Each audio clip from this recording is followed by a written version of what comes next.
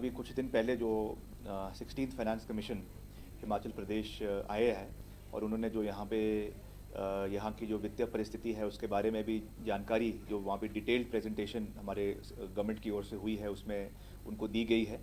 और ख़ास रूप से मुख्यमंत्री जी ने उसमें अपने सभी विषय जो प्रदेश से संबंधित है उसको रखा है। और मैंने भी जो हमारे डिपार्टमेंट से कंसर्न्ड मुद्दे हैं जिनको केंद्र से उठाने की आवश्यकता है उस विषय में खास करके जो पीडब्ल्यूडी डिपार्टमेंट में जो भारी नुकसान पिछले आपदा के समय हमको देखने को मिला जिसमें करीबन 4,000 करोड़ रुपए का नुकसान प्रदेश को हुआ, हमने उन विषयों को गहराई से कमीशन के समक्ष रखा ताकि उसमें सहयोग जो है वो आरएनआर में हिमाचल को दिया जाए और उसके साथ साथ जो आपका पैसा आपके इसमें डिज़ास्टर में मिलता है चाहे सेंट्रल डिज़ास्टर रिलीफ फंड के माध्यम से या एसडीआरएफ के माध्यम से उसमें भी इन्हेंसमेंट करवाई जाए ताकि आगामी भी जो हमारा मॉनसून सेशन आना है उसके लिए we should be well prepared. हालांकि हमने पिछले साल के जो कुछ कमियां अगर रही उससे सीख लेते हुए हमने रिक्विजिट मशीनरी भी इस बारी प्रोक्योर करी है। करीबन 40 करोड़ रुपए के हमने नए जेसीबी मशीन्स ली हैं, हमने पोकलैंड मशीन्स ली है, बेली ब्रिजेस जगह जगह पे हमने डिप्लॉय करे हैं। कहीं पर भी आवश्यकता पड़ती है उनको तुरंत वहाँ पे डिप्लॉय किया जा सकता है। इसलिए हमने इस मॉनसून्स के लिए पूरी मजबूती से कार्य किया है, मगर फिर भी कई लाइबिलिटीज़ हमारी अभी भी जो है वो बनी हुई है, इसलिए हमने केंद्र से सहयोग मांगा। वैसे ही जो हमारा शहरी विकास मंत्रालय है उसमें भी हमने ये विषय रखा है जिस तरीके से स्मार्ट सिटी के तहत धर्मशाला और शिमला को पूर्व में जोड़ा गया था, उसी तर्ज पर नए शहरों को जोड़ने की आवश्यकता है, चाहे उसमें मंडी है चाहे धर्मशाला है, मनाली, क्योंकि हालांकि वो म्यूनसिपल कॉरपोरेशन नहीं है मगर क्योंकि एक बहुत बड़ा टूरिस्ट डेस्टिनेशन है इसलिए वहाँ पे बेसिक सिविक कम्युनिटीज़ होना, पार्किंग की सुविधाएं होना, सीवरेज की उसको बेहतरीन करना, पानी ड्रिंकिंग वाटर सप्लाई स्कीम को मजबूत करना, ये हमारी प्राथमिकताएं हैं। उन विषयों को भी हमने उनके समक्ष रखा है। तो हमें आशा है कि इन विषयों को वो जो है रिकमेंडेशन सही रूप से केंद्र सरकार के समक्ष रखेंगे और आने वाले समय में हिमाचल को इसमें सहयोग मिलेगा। मगर जो सबसे बड़ा विषय मैं समझता हूँ कि इसमें केवल हमारे विभाग से संबंधित नहीं मगर पूरे प्रदेश सरकार से संबंधित है, हिमाचल प्रदेश से संबंधित है, वो हमारा रेवेन्यू डेफिसिट ग्रांट का है। क्योंकि जो पहाड़ी राज्य है उनको ये सहयोग केंद्र सरकार से जो हमारा इनकम में और हमारे एक्सपेंडिचर में जो डिफरेंस रहता है उसको जो है सब्सटैंशिएट करने के लिए रेवेन्यू डेफिसिट ग्रांट जो है वो केंद्र सरकार की ओर से दी जाती थी, जो एक समय में 12,000 करोड़ थी और उसको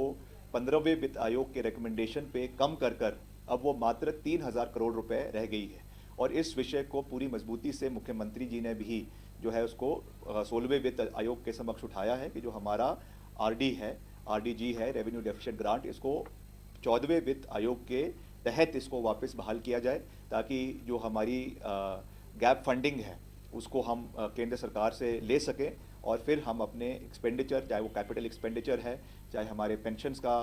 कमिटेड लाइबिलिटीज़ है, चाहे एम्प्लॉयज़ की कमिटेड लाइबिलिटीज़ है, चाहे और इंफ्रास्ट्रक्चर के प्रोजेक्ट्स हैं, उनको हम जो है वो पूरा करने में केंद्र से हमको सहयोग मिल सके। इस दृष्टि से हमने इन विषयों को 16वें वित्त आयोग के समक्ष जो है वो सरकार ने रखा है। नहीं, अगले एक आधे दिन में हम भी जो है तीनों विधानसभा क्षेत्र का दौरा करेंगे और जहाँ जहाँ पर्टिकुलरली मेरी ड्यूटी जो है वो नालागढ़ में लगाई गई है तो वहाँ पर भी मैं जाऊँगा और पार्टी को मजबूत करने के लिए हम हर संभव प्रयास करेंगे। हमें पूरा विश्वास है कि तीनों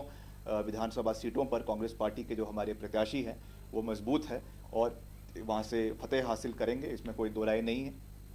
और जिस तरीके से जो एक जनता के विरुद्ध इलेक्टेड गवर्नमेंट को गिराने का जो एक प्रयास किया गया था उसके खिलाफ ये मैंडेट है। अभी पीछे जो हमारे विधानसभा के उपचुनाव लोकसभा के साथ हुए उसमें भी कांग्रेस पार्टी को मेजॉरिटी 6 में से 4 सीटों में मिली है और हमें विश्वास है कि अब फिर से हमको वो मेजॉरिटी इन तीनों सीटों में मिलेगी और कांग्रेस पार्टी की सरकार को और स्टेबिलिटी इससे मिलेगी और जो हमारा कार्यकाल शेष है उसमें हम अपने जो हमारे विकास के कार्य प्रदेश के अंदर चल रहे हैं उनको हम पूरा करने का हर संभव प्रयास करेंगे।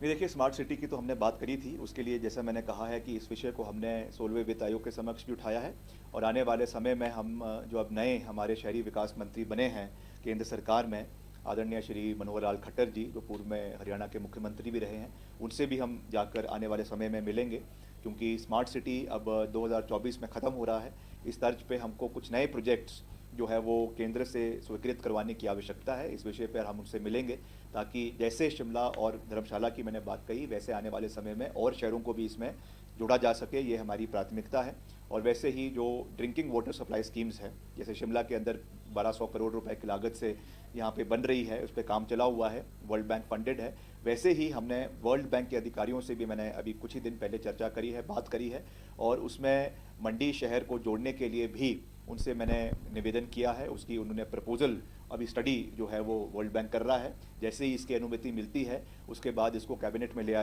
जो है इस प्रोजेक्ट को हम लेकर आएंगे। वहाँ से अनुमति मिलने के बाद इसको हम इम्प्लीमेंट करने का भी पूरा प्रयास जो है वो करेंगे।